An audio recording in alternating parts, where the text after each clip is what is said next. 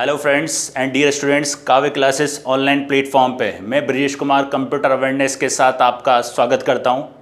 Last class में अपन ने पढ़ा था मेमोरी के बारे में। आज शुरू करेंगे नया topic CPU, central processing unit.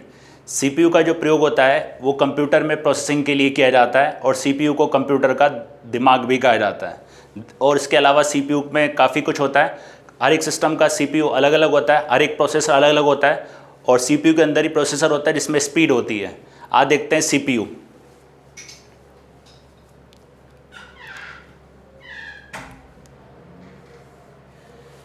CPU central processing unit. CPU को सेंट्रल प्रोसेसिंग यूनिट, हिंदी में इसको केंद्रीय प्रसंस्करण इकाई के नाम से जाना जाता है। सीपीयू क्या होता है? कैबिनेट के अंदर मदरबोर्ड होता है। मदरबोर्ड में बीच में लगा एक छोटा सा पार्ट होता है सीपीयू, बहुत छोटा पार्ट होता है और कंप्यूटर का एक अभिन्न अंग होता है जिसको सेंट्रल प्रोसेसिंग यूनिट के नाम से जाना जाता है। सीपीयू की संरचना कंप्यूटर में सेंटर में होती है। सेंटर में जो मदरबोर्ड होता है, मदरबोर्ड के सेंटर में सीपीयू लगा रहता है, तो इसलिए इसकी संरचना जो होती है, मतलब इसका जो होता है सेंटर में इसका स्ट्रक्चर होता है। जब इनपुट डिवाइस के द्वारा डेटा को डाला जाता है, इनपुट डिवाइस के द्वारा डेटा को कंप्यूटर में जब डाला जाता है तो सीपीयू के द्वारा उस डेटा को प्रोसेस किया जाता है। इनपुट डिवाइस के द्वारा आपने डेटा को डाला, डेटा को प्रोसेस करने का काम कौन करेगा? सीपीयू करेगा। और डेटा को प्रोसेस करने के लिए सीपीयू दो भागों का प्रयोग करता है, एक कंट्रोल यूनिट और एक अर्थमेटिक लॉजिकल यूनिट। और उसके बाद डेटा को प्रोसेस किया जाता है और जब डेटा प्रोसेस होता है तो प्रोसेस के बाद आउटपुट आता है। तो इनपुट डिवाइस द्वारा डाले गए डेटा को सीपीयू के द्वारा प्रोसेस किया जाता है। सीपीयू को कंप्यूटर का दिमाग भी कहा जाता है या इसको आप कंप्यूटर का मस्तिष्क भी कह सकते हो। सीपीयू को कंप्यूटर का मस्तिष्क भी कहा जाता है, कंप्यूटर का दिमाग भी कहा जाता है। सीपीयू कंप्यूटर का एक छोटा सा लेकिन बहुत ही महत्वपूर्ण भाग होता है। छोटा सा मदरबोर्ड में लगा हुआ होता है लेकिन अत्यधिक महत्वपूर्ण भाग होता है। कंप्यूटर के अंदर जितनी भी आप प्रोसेसिंग करते हो उसको कंट्रोल सीपीयू करता है। डेटा को प्रोसेस करने के लिए सीपीयू अपने दो भागों का प्रयोग लेता है। दो भाग मैंने आपको स्टार्टिंग में भी बताए थे, बता देता हूँ। सीपीयू के दो भाग होते हैं, एक होता है control unit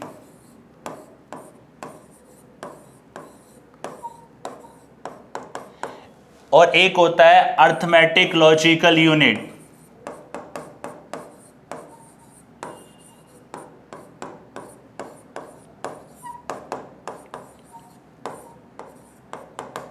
arithmetic logical unit. जब भी डेटा को डाला जाता है, सीपीयू डेटा को प्रोसेस करता है और डेटा को प्रोसेस करने के लिए सीपीयू दो भागों का प्रयोग करता है।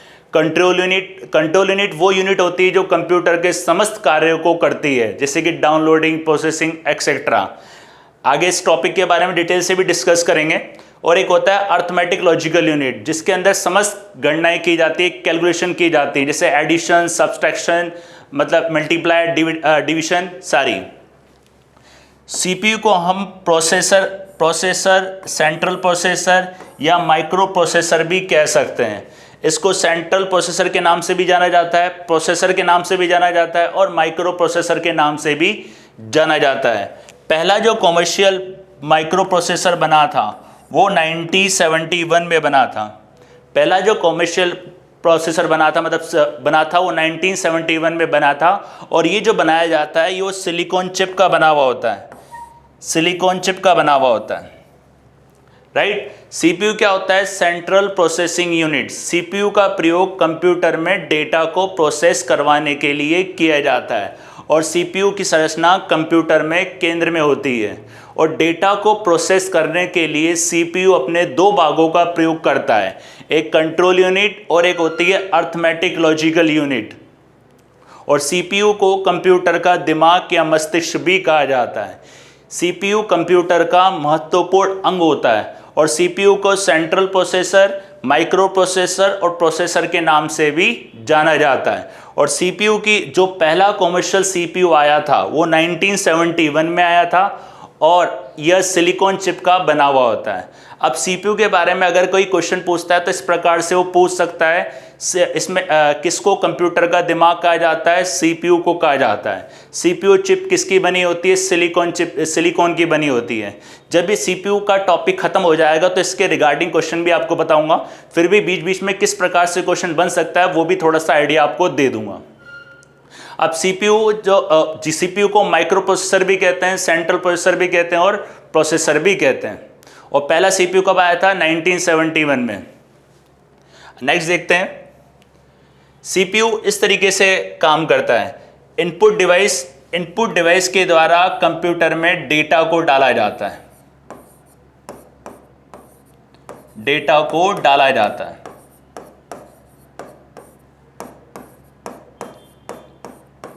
और इनपुट डिवाइस के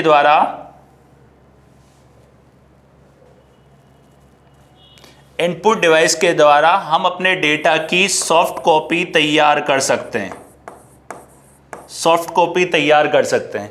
इनपुट डिवाइस द्वारा डेटा को डाला, डेटा कौन सा है, कंट्रोल यूनिट वाला डेटा है या कैलकुलेशन वाला डेटा है, उसके हिसाब से सीपीयू उनको भेज देता है।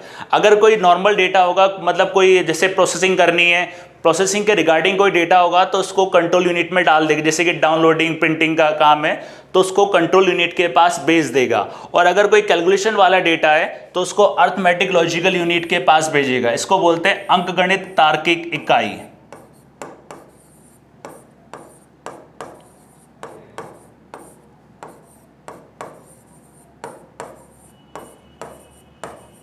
अंकगणित तार्किक इकाई, और इसको बोलते हैं नियंत्रण इकाई, नियंत्रण इकाई। अब जैसे ही डेटा यहां पे जाएगा, डेटा प्रोसेस होगा, डेटा प्रोसेस होने के बाद आउटपुट डिवाइस के द्वारा उसका आउटपुट दे दिया जाएगा। आउटपुट डिवाइस के माध्यम से डेटा की हार्ड कॉपी तैयार कर सकते हैं, और चाहे तो हम डेटा को मॉनिटर के माध्यम से देख भी सकते हैं। लास्ट क्लास में मैंने आपको इनपुट डिवाइस और आउटपुट डिवाइस के बारे में बता दिया था। आज कंट्रोल यूनिट और अर्थमेटिक यूनिट के बारे में देखेंगे। तो याद रखिएगा, इनपुट डिवाइस के द्वारा जो डेटा को डाला जाता है वो सीपीयू प्रोसेस करता है और डेटा के कैटेगरी के अकॉर्डिंग उसको कंट्रोल यूनिट या अर्थमेटिक लॉजिकल यूनिट के पास भेज देता है। और जब डेटा प्रोसेस होता है तो आउटपुट डिवाइस के द्वारा वो दिखा दिया जाता है। अब इनमें अगर मेमोरी की आवश्यकता होती है तो ये मेमोरी यूनिट इनको मेमोरी देती है डेटा को एग्जीक्यूट करने के लिए। ये सीपीयू इस प्रकार से कार्य करता है, राइट। नेक्स्ट देखते हैं सीपीयू के कार्य।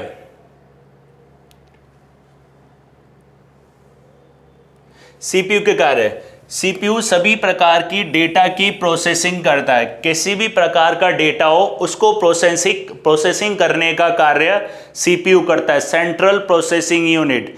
अब कंट्रोल यूनिट वाला डेटा हो या फिर कैलकुलेशन वाला डेटा हो, वो दोनों उसी के पार्ट होते हैं। उसके द्वारा फिर सीपीयू डेटा को प्रोसेस करता है। कंप्यूटर के सभी पार्ट्स के ऑपरेशन, जितने भी इसके पार्ट्स होते हैं उनके ऑपरेशन को कंट्रोल करने का काम कौन करता है, CPU, central processing unit, CPU. और डेटा इंस्ट्रक्शन प्रोग्राम को स्टोर करने का काम करता है। सीपीयू की संरचना मैंने आपको स्टार्टिंग में बताई थी, कंप्यूटर में सेंटर मतलब केंद्र में होती है, ये सीपीयू होता है। ये सीपीयू इस तरीके की एक चिप होती है जो मदरबोर्ड पे लगी होती है, जो मदरबोर्ड पे लगी होती है इस प्रकार से। ये कहलाता है आपका सीपीयू।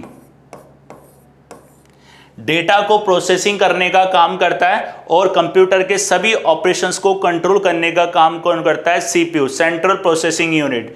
डेटा इंस्ट्रक्शन प्रोग्राम को स्टोर करता है सीपीयू। तो सीपीयू ध्यान रखिएगा, मदरबोर्ड में सेंटर, ये पूरा क्या है, मदरबोर्ड होता है। और ये मदरबोर्ड कहाँ होता है, कैबिनेट के अंदर। स्टार्टिंग में जब मैंने आपको कंप्यूटर का परिचय बताया था, मैं आपको कैबिनेट बताया था। कंप्यूटर में जो इस साइड में बॉक्स होता है, इसको सीपीयू नहीं बोलते हैं, इसको बोलते हैं कैबिनेट। इसके अंदर लगा होता है मदरबोर्ड। इस मदरबोर्ड में मध्य भाग में होता है CPU, central processing unit, right. Next देखते हैं सीपीयू के फंक्शन। सीपीयू के जो फंक्शन होते हैं वो 3 प्रकार के काम करता है सीपीयू। एक तो होता है फैचिंग, फैचिंग मतलब होता है लाना। एक होता है डिकोड मतलब व्याख्या करना। एक होता है एग्जीक्यूट, निष्पादन करना। मतलब ये क्या करता है, इंस्ट्रक्शन को लाता है, इंस्ट्रक्शन को फिर ये डिकोड करता है, डिकोड के बाद फिर एग्जीक्यूट करता है, एग्जीक्यूट के बाद मतलब उसको एग्जीक्यूट के बाद उसको आउटपुट दे देता है। आउटपुट के बाद डेटा का रिजल्ट देखा जाता है। सबसे पहले देखते हैं फैचिंग। फैच जो होता है ये लाने का काम करता है, मतलब इनपुट डिवाइस के द्वारा जो भी इंस्ट्रक्शन इसके अंदर डाले गए वो इंस्ट्रक्शन को रिसीव करने का काम कौन करता है, फैच। कोई भी इंफॉर्मेशन आपने डाली है तो इंफॉर्मेशन रिसीव करने का काम कौन करेगा, फैच। इसमें इंस्ट्रक्शन का मतलब होता है सीरीज ऑफ नंबर्स जिसे रैम से सीपीयू तक पास किया जाता है। पहले जो भी इंफॉर्मेशन डालोगे वो रैम में जाएगी, फिर रैम से फिर सीपीयू के पास वो पास की मतलब सीपीयू के पास भेजी जाएगी। प्रत्येक इंस्ट्रक्शन किसी ऑपरेशन का एक छोटा सा पार्ट होता है। ये जो इंस्ट्रक्शन होता है, कोई भी ऑपरेशन आप कराते हो उसका छोटा सा एक पार्ट होता है। जैसे कहने का मतलब है कोई भी आपको प्रिंटिंग करनी है, कोई भी प्रोसेसिंग करनी है तो उसके लिए पहले इंस्ट्रक्शन देना पड़ेगा। इंस्ट्रक्शन जो दोगे वो फैच आपके इंस्ट्रक्शन को रिसीव करेगा, इंस्ट्रक्शन को रैम से लेके मतलब रैम से फिर सीपीयू के पास उसको भेज देगा। और एक जो ये इंस्ट्रक्शन होते हैं ये एक छोटा सा पार्ट होता है, किसी भी ऑपरेशन का एक छोटा सा पार्ट होता है। इसको बताने के लिए ये काम उसको करना है। इंस्ट्रक्शन एड्रेस को प्रोग्राम काउंटर के द्वारा रखा जाता है। इंस्ट्रक्शन क्या करता है, जो भी एड्रेस जो होती है एड्रेस को प्रोग्राम काउंटर के द्वारा रखता है। कोई भी आपने इंस्ट्रक्शन दिया है वो एक एड्रेस हो जाता है, उस एड्रेस को प्रोग्राम काउंटर के पास रखा जाता है। प्रोग्राम काउंटर क्या होता है, प्रोग्राम काउंटर इंस्ट्रक्शन के एड्रेस को नंबर के रूप में स्टोर करता है, नंबर के रूप में ये इसको स्टोर कर देता है। मान लीजिए आपने कोई भी इंस्ट्रक्शन दिया, कोई भी इंडेक्स बनाया, इंडेक्स में आपने मान लो एक खाता भी बना रहे हो, राम स्वरूप आदमी का राम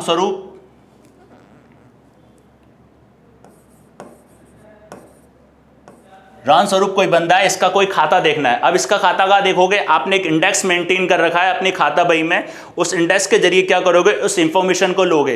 राम स्वरूप इतने पेज नंबर पर है तो वहां पे उसकी सूचना पूरी मिल जाएगी, उसको रिसीव करोगे, उसको फिर कहाँ भेजोगे, दुकानदार, मतलब दुकानदार उसको देखेगा, फिर उसको अपने कंप्यूटर में मेंटेन करेगा। कंप्यूटर में मेंटेन करने के बाद प्रत्येक इंस्ट्रक्शन मेंटेन करेगा, फिर जो इंस्ट्रक्शन होता है वो एक छोटा सा एक प्रोग्राम होता है, मतलब एक राम स्वरूप डालते उसकी पूरी जानकारी उसके अंदर आ जाएगी।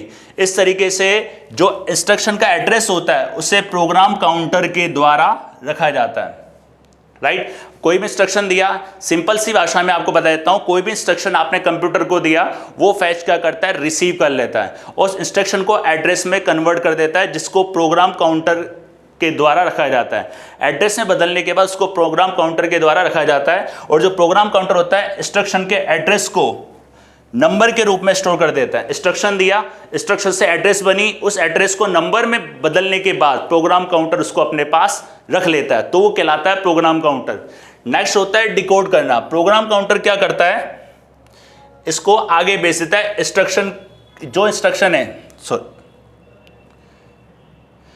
इंस्ट्रक्शन है उसको सर्किट के पास भेज देता है। जो भी इंस्ट्रक्शन फैच किए गए थे, इंस्ट्रक्शन लिए गए, इंस्ट्रक्शन को एड्रेस में बदला, एड्रेस को नंबर में बदल के प्रोग्राम काउंटर में रखा, फिर क्या करता है, इंस्ट्रक्शन को सर्किट के पास भेज दिया जाता है। ये काम कौन करता है, डिकोड करता है। और ये इंस्ट्रक्शन कोड, इसे इंस्ट्रक्शन डिकोडर के नाम से भी जाना जाता है। कोई भी इंस्ट्रक्शन जो आप डालते हो कंप्यूटर के अंदर वो पहले फैच होते हैं, उसको रिसीव किए जाते हैं, रैम से सीपीयू में भेजे जाते हैं, सीपीयू के बाद क्या होते हैं, फिर वो डिकोड होते हैं। डिकोड करने का काम कौन करता है, सर्किट के पास वो भेजे जाते हैं डिकोड करने के लिए। इससे इंस्ट्रक्शन डिकोडर भी कहा जाता है।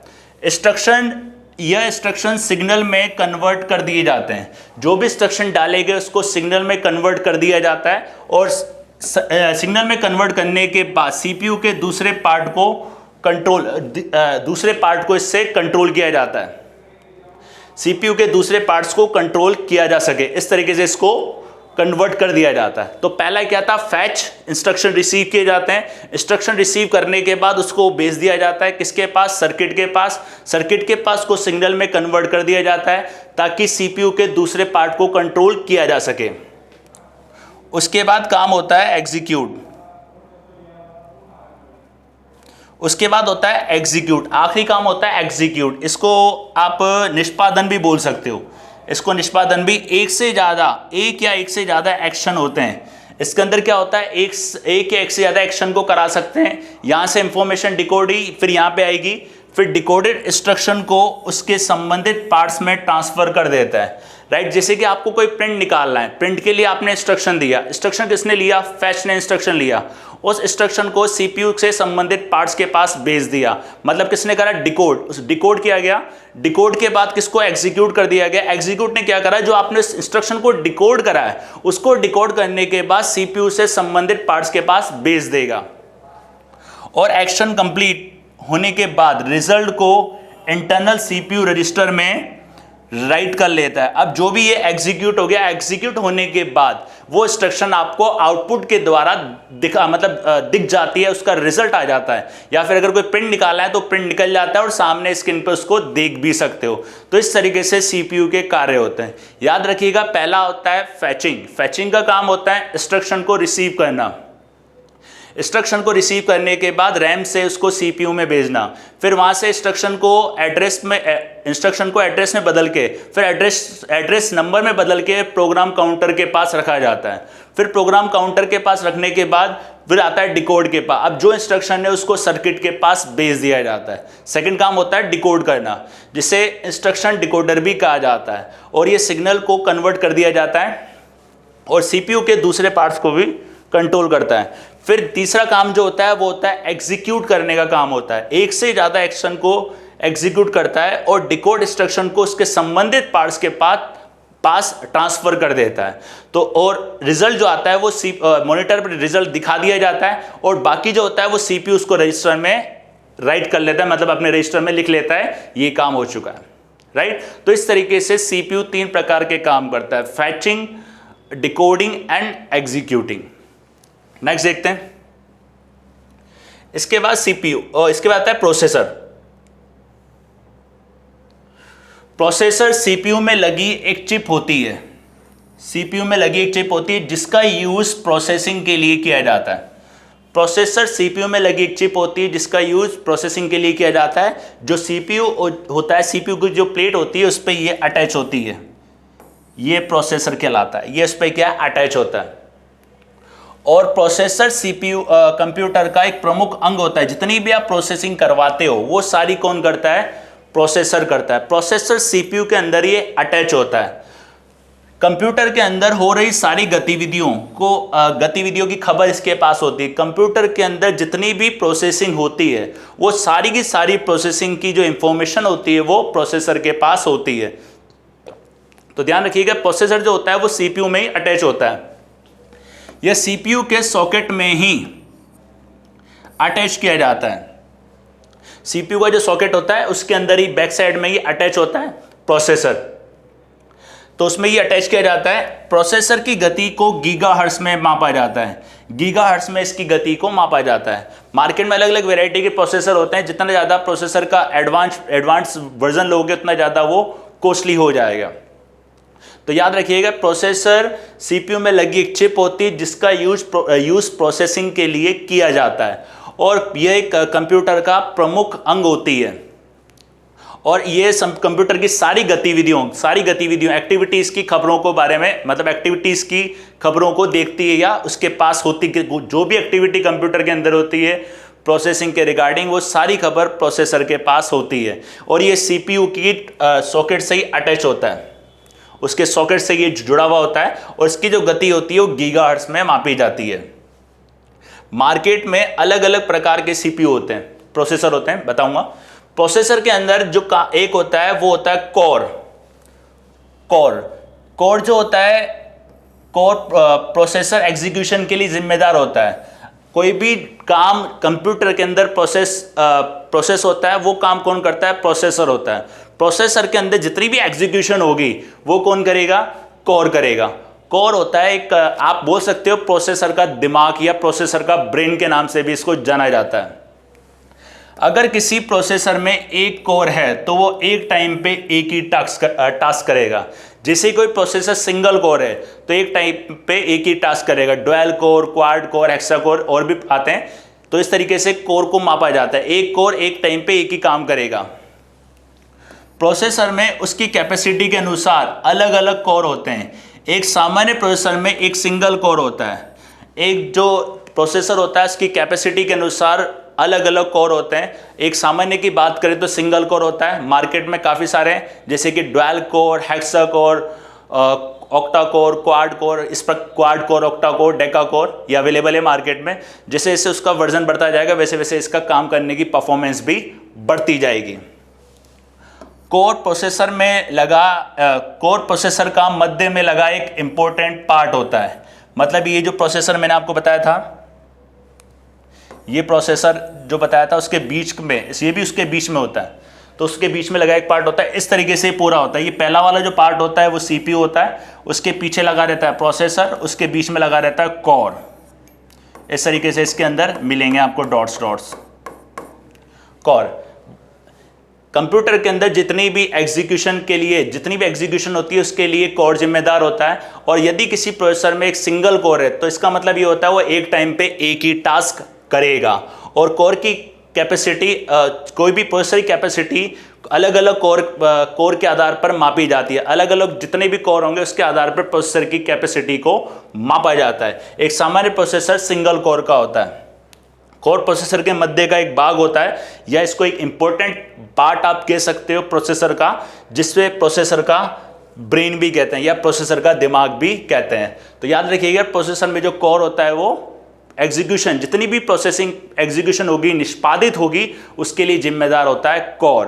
और ये प्रोसेसर के मध्य में लगा एक इंपॉर्टेंट पार्ट होता है। एक सामान्य जो कोर होता है, एक प्रोसेसर होता है, उसमें सिंगल कोर होता है जिसमें एक कोर होता है। इसका मतलब ये होता है वो एक बार में एक ही टास्क कर सकता है। मार्केट में अलग अलग कोर अवेलेबल है।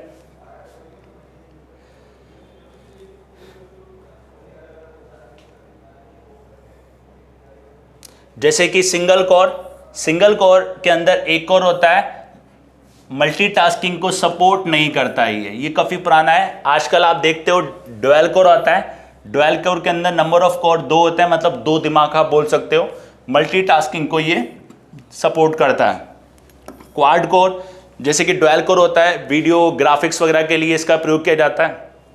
क्वाड कोर और ज़्यादा हाई लेवल के वीडियोस, ग्राफिक्स या अदर कोई हाई लेवल की प्रोसेसिंग करनी हो तो उसके लिए क्वाड कोर 4 कोर होते हैं। और हेक्सा कोर 6 कोर होते हैं। ऑक्टा कोर के अंदर 8 कोर और डेका कोर अभी लेटेस्ट चल रहा है जिसके अंदर 10 कोर होते हैं। ये सारे मल्टीटास्किंग को सपोर्ट करते हैं। ये मल्टीटास्किंग को सारे सपोर्ट करते हैं। और ये जो हैं आपके, ये केवल एक सिंगल कोर वाला ये मल्टीटास्किंग को सपोर्ट नहीं करता है। ये सारे जो प्रोसेसर हैं ये मार्केट में अवेलेबल है, राइट। नेक्स्ट देखते हैं हाइपर थ्रेडिंग क्या होती है। एक आजकल जो सिस्टम परचेस करते हैं मार्केट से, वो आजकल हाइपर थ्रेडिंग वाले आते हैं। हाइपर थ्रेडिंग क्या होता है, जैसे कि मान लो ड्यूल कोर है आपका, ड्यूल कोर है। जो ये ड्यूल कोर है ये आपका काम करेगा क्वाड कोर में। तो ऑटोमेटिकली जो कोर प्रोसेसर लगा हुआ है वर्चुअली अदृश्य रूप में ड्यूल कोर की स्पीड को ये क्वाड कोर में कन्वर्ट कर देगा। तो ये कहलाती है हाइपर थ्रेडिंग। याद रखिएगा, ये क्या करता है, वर्चुअली आपके प्रोसेसर की स्पीड को, जो ड्यूल सिस्टम में लगा हुआ है प्रोसेसर, उसकी स्पीड को दोगुनी कर देता है वर्चुअली, मतलब अदृश्य रूप में। तो कुछ सीपीयू में मौजूद फिजिकली कोर को कन्वर्ट कर ज़्यादा कोर की कैपेसिटी उत्पन्न कर देता है। कहने का मतलब है जैसे कि ड्यूल कोर है वो क्वाड कोर के जैसे काम करेगा, और अगर कोई सिंगल कोर है वो तो डबल कोर के जैसे काम करेगा। सिंगल कोर में आता नहीं है। और जो ड्यूल कोर क्वाड कोर में, क्वाड कोर से ज़्यादा बढ़ जाएगा, वो उससे ज़्यादा में बढ़ जाएगा। इस तरीके से क्या होता है, ये काम करते हैं। जो आपके सिस्टम के अंदर प्रोसेसर लगा हुआ है उसको वर्चुअली वो दुगनी स्पीड से करने का काम करता है हाइपर थ्रेडिंग। आज जो सिस्टम मार्केट से परचेस करते हैं उस सिस्टम में क्या होता है, एक तो जनरेशन आती है, जैसे कि देखा होगा आपने i7 हाइपर थ्रेडिंग या 9th जनरेशन, और इसमें एक और आता है हाइपर थ्रेडिंग का मतलब होता है जितना आपका कोर है, एक जनरेशन होता है। जनरेशन क्या होता है, जो उसका सॉकेट होता है वो प्रोसेसर बहुत बारीक होता जाता है, और i7 होता है तो उसका वर्जन के बारे में बताता है। जो हाइपर थ्रेडिंग जो होता है, हाइपर थ्रेडिंग जो आपकी एक्चुअल जो प्रोसेसर लगा हुआ है उसकी जो प्रोसेसिंग को दुगनी कर देता है वर्चुअली, अदृश्य रूप में, वो कहलाता है हाइपर थ्रेडिंग। ये कार्य वर्चुअली होता है, मतलब अदृश्य रूप में होता है। सिंगल कोर से डुअल कोर की तरह काम करता है, मतलब सिंगल कोर डुअल कोर में हो जाएगा, डुअल कोर क्वाड कोर में, और क्वाड कोर से दुगने में बदल जाएगा। इस तरीके से ये वर्चुअली बढ़ा देता है प्रोसेसर की स्पीड को। एक होता है मल्टी थ्रेडिंग। मल्टी थ्रेडिंग क्या होता है? सीपीयू में थ्रेड जो होता है वो एक प्रकार के कोर होता है। कोर क्या होता है? कंप्यूटर के अंदर जो मल्टीटास्किंग परफॉर्म कराते हैं, मल्टीटास्किंग जो परफॉर्म कराते हैं, जैसे कि आप MS वर्ड में कोई काम कर रहे हो, वर्ड में आपको डॉक्यूमेंट भी बनाना है, वर्ड में आपको इमेज भी बनानी है, वर्ड में आपको ग्राफिक्स भी बनाना है, या वर्ड में अदर कोई काम करना है, तो ये सारे काम क्या कौन करता है? थ्रेडिंग एक प्रकार का कोर ही होता है। अब थ्रेडिंग क्या होता है? जैसे कि कोर के पार्ट को थ्रेड कहते हैं, या आप थ्रेड को भी कोर कह सकते हो। हर एक कोर में 2 थ्रेड होते हैं, एक कोर में 2 थ्रेड होते हैं। सिंगल को जैसे कि डुअल कोर में 2 कोर हो गए, एक कोर में 2 थ्रेड होते हैं। क्वाड कोर में कितना हो जाएगा? 8 थ्रेड। तो इस प्रकार से क्या होता है, जो थ्रेड होते हैं ये मैन्युअली स्पीड को बढ़ाने का काम करते हैं। मतलब कई सारी प्रोसेसिंग आप एक साथ एक सॉफ्टवेयर पे या एक सिस्टम पे परफॉर्म कर सकते हो, जिससे वो सिस्टम उसको प्रोसेस कर सके। तो इस तरीके से ये होती है मल्टी थ्रेडिंग, ये मैन्युअली काम करती है। हाइपर थ्रेडिंग जो वर्चुअली काम करती है। याद रखिएगा, हाइपर थ्रेडिंग एक्चुअल जो प्रोसेसर की स्पीड होती है, एक्चुअल जो प्रोसेसर होता है उसको दुगनी गति से वो वर्क करने का काम करता है, बदल देता है, तो वो कहलाता है हाइपर थ्रेडिंग। और जो मल्टी थ्रेडिंग होती है, जो मल्टीपल प्रोसेसिंग करते हैं उसको करने का काम करती है मल्टी थ्रेडिंग। तो जो थ्रेडिंग होती है एक प्रकार की कोर ही होता है, जैसे कि एक कोर के अंदर 2 थ्रेड और 2 कोर के अंदर 4 थ्रेड, याद रखिएगा, राइट। इसके बाद होता है कंपोनेंट्स ऑफ सीपीयू। सीपीयू के कंपोनेंट देखेंगे।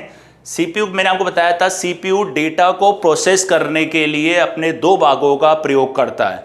एक होता है कंट्रोल यूनिट, एक होता है अर्थमेटिक लॉजिकल यूनिट। अब ये जो दोनों पार्ट कोई भी कार्य को परफॉर्म करते हैं, उसको प्रोसेस करवाते हैं, उनको मेमोरी देने के लिए होती है मेमोरी यूनिट।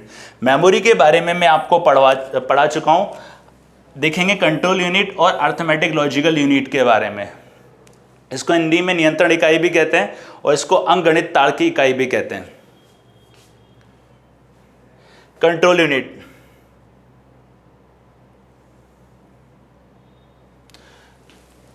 यह कंप्यूटर के समस्त कार्यों को नियंत्रित करती है और इसे कंप्यूटर का मैनेजर भी कहा जाता है। कंप्यूटर में जितने भी कार्य होते हैं वो कंट्रोल यूनिट द्वारा नियंत्रित किए जाते हैं और इसको कंप्यूटर का मैनेजर भी कहा जाता है।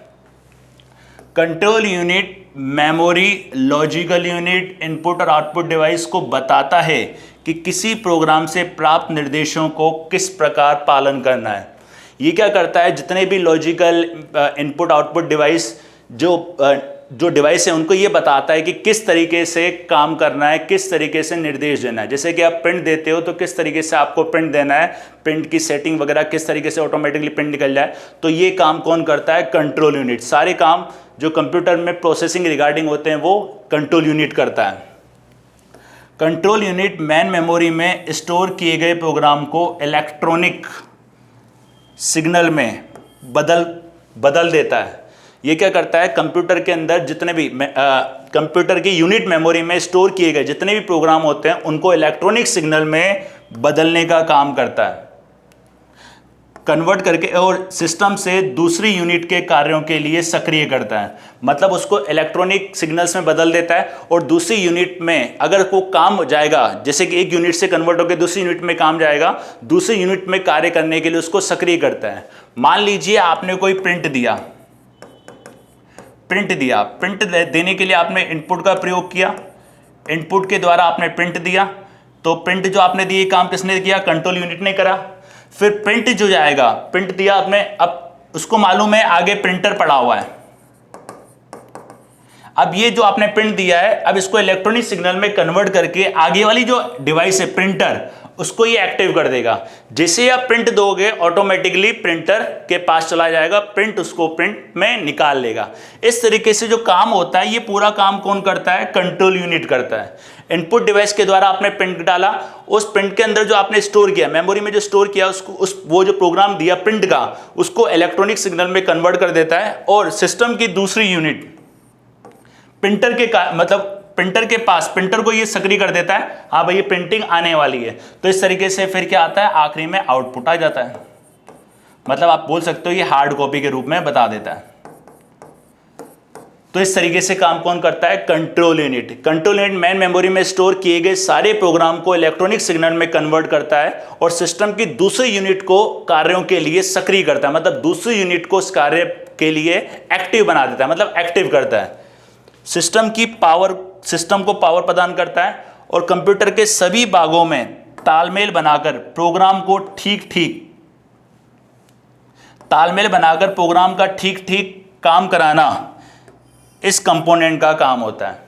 कंप्यूटर के सभी भागों के बीच, जितने भी भाग होते हैं कंप्यूटर के, जितने भी पार्ट होते हैं, सबके बीच में तालमेल बनाता है और तालमेल बनाने के बाद उनसे ठीक काम करवाने का जो काम करता है वो कौन करता है, कंट्रोल यूनिट करता है। तो कंट्रोल यूनिट के बारे में ध्यान रखना, ये कंप्यूटर का मैनेजर होता है जो कंप्यूटर के समस्त कार्यों को नियंत्रित करता है। ये control unit, control memory, logical unit input और आउटपुट डिवाइस को बताता है कि किस प्रोग्राम से प्राप्त निर्देशों का किस प्रकार से पालन करना है, राइट। उसके अलावा कंट्रोल यूनिट मेन मेमोरी में स्टोर किए गए प्रोग्राम को इलेक्ट्रॉनिक सिग्नल में बदलता है और सिस्टम की दूसरी यूनिट को कार्यों के लिए, मतलब अलग कार्य के लिए उसको सक्रिय करने का काम कौन करता है, कंट्रोल यूनिट करता है। सिस्टम को पावर प्रदान करता है और कंप्यूटर के सभी भागों में तालमेल बनाकर जो भी वो प्रोग्राम करते हैं उनको ठीक ठाक तरीके से करवाना है, और ये जो काम करता है ये कंट्रोल यूनिट करता है, राइट। तो कंट्रोल यूनिट के बारे में ध्यान रखिएगा। नेक्स्ट देखते हैं arithmetic logical unit. Arithmetic logical unit जो होता है ये समस्त कैलकुलेशन करता है, मतलब आप बोल सकते हो गणितीय गणना। गणितीय गणना भी दो प्रकार की होती है, एक होती है अर्थमेटिक सेक्शन और एक होती है लॉजिक सेक्शन। अर्थमेटिक जो सेक्शन होता है इसके अंदर आता है अर्थमेटिक ऑपरेशन, जैसे कि addition, subtraction, multiplication, division,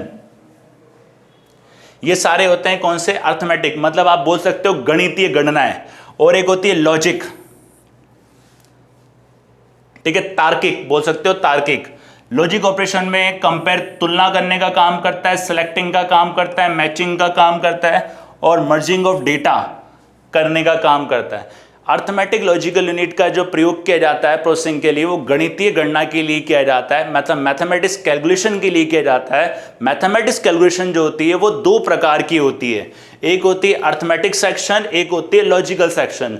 arithmetic section के अंदर होता है एडिशन, सब्सट्रैक्शन, मल्टीप्लिकेशन और डिवीजन, चार होते हैं। और जो लॉजिक सेक्शन होता है इसके अंदर कंपेयरिंग, सेलेक्टिंग, मैचिंग और मर्जिंग का काम करते हैं। तो इस प्रकार से अर्थमेटिक लॉजिकल यूनिट दो प्रकार की कैलकुलेशन करते हैं। नेक्स्ट देखते हैं इसके बाद सीपीयू की जो स्पीड होती है, सीपीयू क्लॉक स्पीड में काम करता है। क्लॉक स्पीड होती है ये, एक प्रोसेस एक सेकंड में कितने नंबर ऑफ इंस्ट्रक्शन को प्रोसेस करता है, इसे गीगाबाइट से मेजर किया जाता है। मतलब एक प्रोसेस एक सेकंड में कितनी सूचनाओं को प्रोसेस कर सकता है, इसको गीगाहर्ट्ज से मापा जाता है, राइट। प्रोसेसर की जो गति होती है वो गीगाहर्ट्ज से मापी जाती है। तो इस तरीके से ये सीपीयू गीगाहर्ट्ज में काम करता है, इसकी गीगाहर्ट्ज में मापी जाती है। और 1 हर्ट्ज यानी एक इंस्ट्रक्शन, और 1 गीगाहर्ट्ज बराबर 1 बिलियन साइकिल पर सेकंड के हिसाब से ये कार्य करता है। और यदि सिस्टम में 3 गीगाहर्ट्ज का सीपीयू है तो 3 बिलियन इंस्ट्रक्शन पर सेकंड के हिसाब से ये काम करेगा। जितनी गीगाहर्ट्ज का होगा उसके हिसाब से उसकी स्पीड भी बढ़ जाएगी। याद रखिएगा सीपीयू की जो गति मापी जाती है वो क्लॉक स्पीड के रूप में मापी जाती है, राइट। तो ये था सीपीयू। इसके बाद देखते हैं इससे संबंधित क्वेश्चन बताने से पहले एक बार रिपीट कर देता हूं दोबारा से, ताकि थोड़ा सा आपको एक आइडिया हो जाएगा।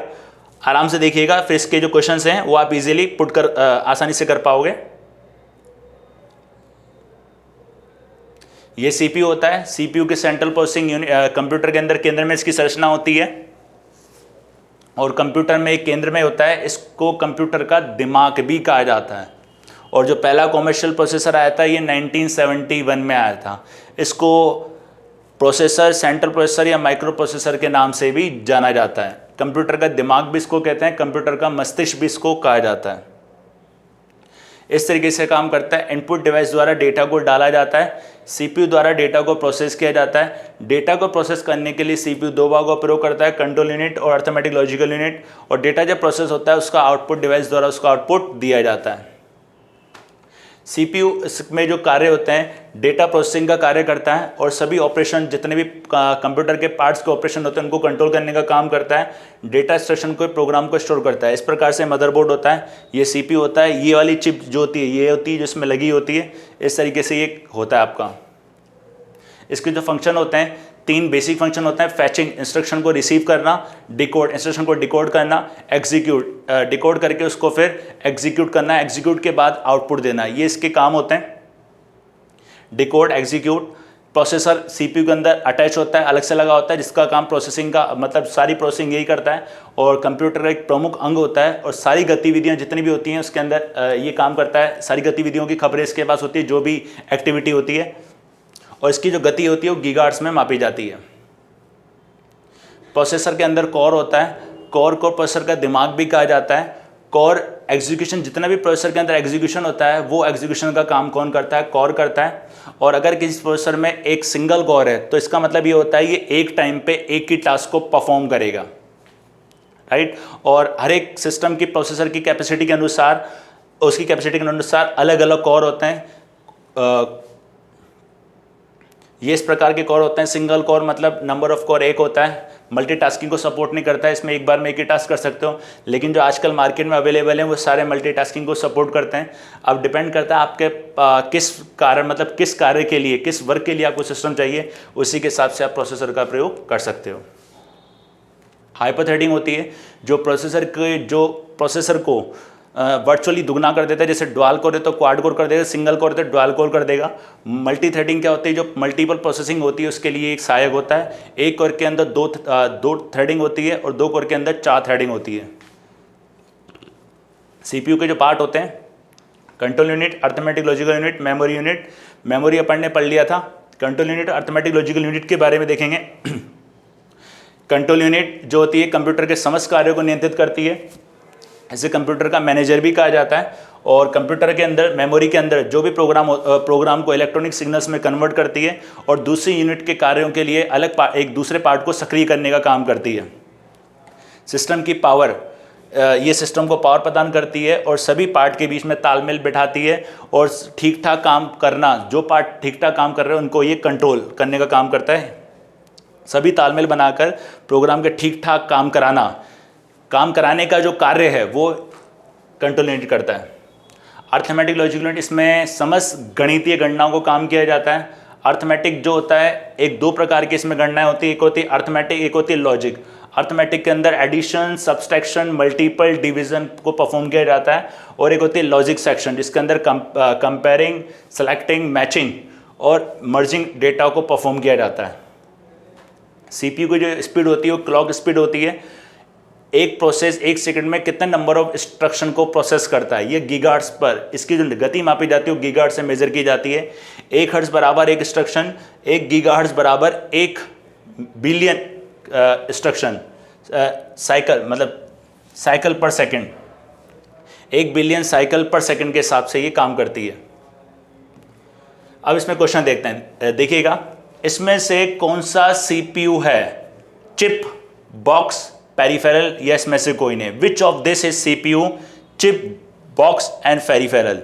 अब इसमें से मैंने आपको बताया था जो सीपीयू होता है वो सिलिकॉन चिप का बना हुआ होता है। मदरबोर्ड में देखा था ये चिप के रूप में लगा हुआ होता है, तो इसका जो आंसर होगा क्या होगा? चिप। नेक्स्ट देखते हैं, कंप्यूटर का मस्तिष्क कहा जाता है मॉनिटर को, मॉडेम को, सीपीयू को। बहुत इजी क्वेश्चन है, काफी बार आया भी हुआ है। Is called brain of computer, तो इसके अंदर किसको कहा जाता है? सीपीयू को, सेंट्रल प्रोसेसिंग यूनिट। उसके बाद देखते हैं सीपीयू और इनपुट आउटपुट के बीच संकेतों की गति को कौन सी इकाई नियंत्रित करती है? सीपीयू और इनपुट आउटपुट के बीच संकेतों की गति को कौन सी इकाई नियंत्रित करती है? इसके अंदर ऑप्शन है आपके पास which unit control the movement of signals between CPU and input और output device? Arithmetic logical unit, नियंत्रण इकाई, मेमोरी यूनिट या सेकेंडरी स्टोरेज? इसका आंसर होगा नियंत्रण इकाई। कंप्यूटर के अंदर जो कंट्रोल करता है वो कंप्यूटर की प्रोसेस को नियंत्रण इकाई कंट्रोल यूनिट करती है। नेक्स्ट देखते हैं, CPU का मुख्य घटक है। CPU के पार्ट मैंने आपको बताए थे, control unit, arithmetic logical unit और मेमोरी यूनिट। नियंत्रण इकाई, मेमोरी, ALU या अर्थमेटिक लॉजिकल यूनिट और उपरोक्त सभी। तो इसके अंदर क्या होगा, इसके अंदर इसके तीन पार्ट होते हैं। तीन पार्ट आपको याद हैं, इसका आंसर होगा उपरोक्त सभी। नेक्स्ट देखते हैं, CPU का कार्य, नियंत्रण इनपुट और आउटपुट डिवाइस, डेटा का तत्काल भंडारण, निर्देश पढ़ें और कमांड दें और उपरोक्त सभी। Function of CPU, control input and output device, immediate storage of data, read the instruction and give command and all of this. तो इसके अंदर जो CPU काम करता है वो सारे काम करता है। इनपुट और आउटपुट डिवाइस कंट्रोल का काम करता है, डेटा को तत्काल रूप से भंडारण करने का काम करता है, निर्देशों को पढ़ें और कमांड देने का काम CPU करता है, सेंट्रल प्रोसेसिंग यूनिट। नेक्स्ट देखते हैं, कंप्यूटर का हिस्सा जो जोड़, घटाव, गुणा, भाग और तुलना करता है। कंप्यूटर के अंदर जो जोड़ मतलब जोड़ने का काम करता है, एडिशन, सब्सट्रैक्शन, मल्टीप्लिकेशन, डिवीजन का जो काम करता है, वो CPU का एक भाग होता है जिसका नाम है अर्थमेटिक लॉजिकल यूनिट। इसके अंदर दो प्रकार की कैलकुलेशन की जाती है, एक होती है अर्थमेटिक और एक होती है लॉजिक, राइट। तो ये किसका पार्ट है, अर्थमेटिक लॉजिकल यूनिट। तो ये काम कौन करता है, arithmetic logical unit, right. Next देखते हैं, डेटा के एक विशेष टुकड़े का स्थान नाम है। डेटा का एक विशेष टुकड़े के स्थान का नाम है, the name of the location of particular piece of data is called address, memory, भंडारण, डेटा स्थान। आपको याद है मैंने CPU के कार्य बताया था। CPU के कार्य के अंदर मैंने आपको बताया था फैचिंग। फैचिंग क्या करता है, इंस्ट्रक्शन को रिसीव करता है और उसको एक इंस्ट्रक्शन क्या होता है, एक छोटा सा टुकड़ा होता है, उसको एड्रेस में कन्वर्ट कर देता है, फिर उसको नंबर में बदल कर रखा होता है प्रोग्राम काउंटर के अंदर। तो इसके अंदर क्या आएगा आपका एड्रेस। तो इसके अंदर क्या आएगा, एड्रेस। ये मैंने आपको बताया था फैचिंग, जो CPU का कार्य होता है उसके अंदर। इसमें से कौन सी CPU की गति है, सिस्टम बस की गति, FSB घड़ी की गति, इसमें से कोई नहीं। Which of this is the speed of CPU, system बस स्पीड, FSB क्लॉक स्पीड या नन ऑफ दिस। जो CPU की गति होती है वो क्लॉक स्पीड में मापी जाती है। मतलब 1 हर्ट्ज मतलब 1 इंस्ट्रक्शन और 1 गीगाहर्ट्ज मतलब 1 बिलियन साइकिल पर सेकंड के हिसाब से घूमता है, साइकिल के हिसाब से ये घूमता है। तो इसके अंदर क्या आएगा, घड़ी की गति के हिसाब से, क्लॉक स्पीड के हिसाब से। नेक्स्ट देखते हैं, CPU चिप किस सामग्री की बनी होती है। CPU चिप मैंने आपको बताया सिलिकॉन की बनी होती है। कार्बन, लिथियम, मैग्नीशियम होगा ऑप्शन में। CPU चिप जो बनी होती है वो सिलिकॉन की बनी होती है। उसके बाद देखते हैं CPU का मतलब क्या होता है। CPU जो होता है वो आपका एक central processing unit. Easy question, ज़्यादा टफ भी नहीं है। तो ये सेंट्रल प्रोसेसिंग यूनिट नियंत्रण प्रसंस्करण इकाई या कवर प्रसंस्करण इकाई, तो इसको बोलते हैं सेंट्रल प्रोसेसिंग यूनिट, राइट। तो ये आज अपन ने देखा था CPU के बारे में और CPU से रिगार्डिंग कुछ क्वेश्चन भी आपको बताए गए। तो ये CPU का पार्ट था। तो CPU के बारे में ध्यान रखिए, काफ़ी इंपॉर्टेंट पार्ट है, काफ़ी इसके क्वेश्चंस भी पूछते हैं और ये क्वेश्चंस कुछ पूछे भी गए और आपके आए भी हुए हैं। एक क्लास में रखेंगे जिसमें मैं क्वेश्चंस भी आपको बताऊंगा, राइट। आज के लिए धन्यवाद।